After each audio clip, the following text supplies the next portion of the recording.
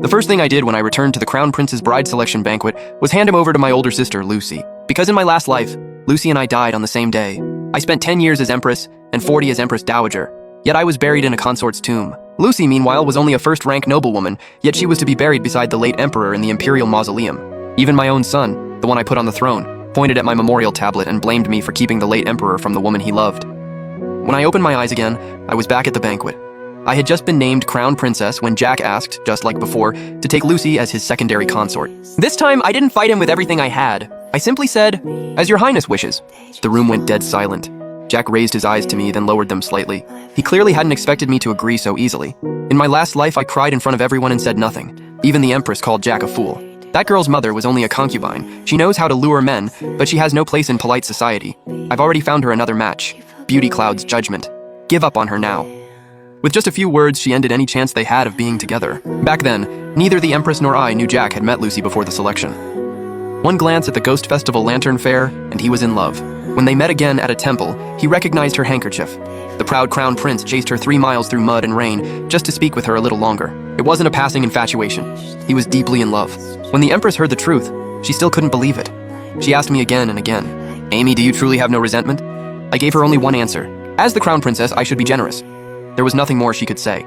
The Emperor was gravely ill and likely didn't have long. The wedding was set for the 10th of next month. Lucy and I would enter the Eastern Palace on the same day, hoping the marriages would bring him luck. It was settled. After the banquet, Jack and I passed each other. He suddenly stopped, his voice cold. "Miss Amy, you're very generous." I turned to look. Jack lowered his eyes. He'd gotten exactly what he wanted, but there wasn't a hint of joy on his face. Back inside the sedan chair, Anna looked frantic. "Why did you agree, my lady? What if she becomes his favorite and turns into a threat?" I slowly closed my eyes. The palace will have a favored consort sooner or later. Lucy is beautiful, but she has no schemes. Better her than someone else. More importantly, Lucy is frail and can't have children. In my last life, she married far away and saw countless doctors, but never had a child. No matter how favored she is, she poses no threat. In fact, she's the perfect shield. Anna was stunned. She stayed silent for a long time. "But you love the Crown Prince, doesn't this hurt at all?" After a moment of silence, I answered calmly, "Does it matter whether it hurts? There's no point. I'd only be tormenting myself." Jack died at just 27 in my last life.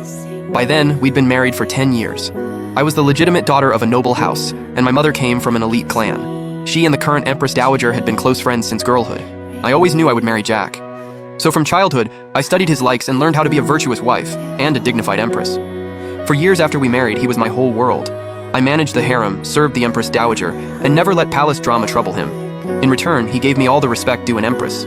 No matter how many gentle, beautiful, well-born consorts entered the palace, none ever rose above me. Even at the very end, he held my hand with lonely eyes and whispered, "If there is another life, I will still take you as my wife." Everyone praised us as a devoted imperial couple. What no one knew was that 15 minutes earlier, he had thrown me out of the inner chamber and kept only Lucy beside him. I hid behind a screen and listened. He held her hand, his voice bitter. "We were never meant to be in this life. When we die, I want us buried together." Lucy burst into tears. "But what about Her Majesty the Empress?" At the mention of me, Jack let go of her hand, exhaustion filling his eyes. "I've spent a lifetime pretending with her. I'm tired. Even in the afterlife, I never want to see her again." After Jack died, I fell gravely ill. In my dreams, he was not yet 20, still a bright-spirited young man in wedding robes, lifting my red bridal veil. The wedding candles burned low, wax dripping near my temple. He gently wiped it away, then kissed my neck with careful restraint. Every tender memory that once tasted sweet had turned to poison. I was sick for 100 days. The moment I recovered, I summoned Lucy. At first, she dodged my questions, but soon she told me everything. How they reunited, recognized each other, fell in love, and grew close. Even after they both married others, Jack protected her for life. Her dowry was small, yet she wore rare treasures from overseas and spent money like water. She even had one of her husband's concubines beaten to death. Yet in court, the officials cowered and declared her innocent. The Emperor had been protecting her all along. She laid out every detail, unable to hide the arrogance on her face. I was the legitimate daughter. In birth and status, I outranked her in every way. Yet now she looked down at me with pity and a hint of mockery. "Little sister, you're truly pathetic." "Pathetic?" I looked at her quietly, then let out a soft laugh. I once thought I was pathetic too. Deceived by Jack for the rest of my life, trapped in the illusion of a loving marriage, nothing but a joke. But now, I was the Empress Dowager. I ruled from behind the curtain and was revered by the realm. Compared with decades of wealth and power, who he loved or hated meant almost nothing. Even if I lived it all again, I'd still marry Jack. First, my mother had trained me for years, and I wouldn't let that sacrifice go to waste. Second, only he could give me a path to supreme power. As for love between husband and wife, worthless. I could live without it. Just like before, the old emperor died on the night Jack and I married. After the mourning period, Jack took the throne and I naturally became Empress. But Lucy's title was delayed again and again. The Ministry of Rights proposed the rank of consort d'honneur. Lucy hated it. She cried, threw fits, and even refused to eat. Jack finally came to discuss it with me. She was born to a lesser branch and is easily slighted. I want to make her noble consort as compensation. What do you think? No woman in our dynasty had ever been made noble consort without earning it. Still, I answered obediently. Whatever your majesty decides. Jack stared at me in silence, his deep gaze resting on my calm face. I couldn't tell what he was thinking. After a long pause, he said flatly, "You've been wronged. As compensation, my older brother was promoted to minister, a third-rank official. Then it was time to choose our palaces.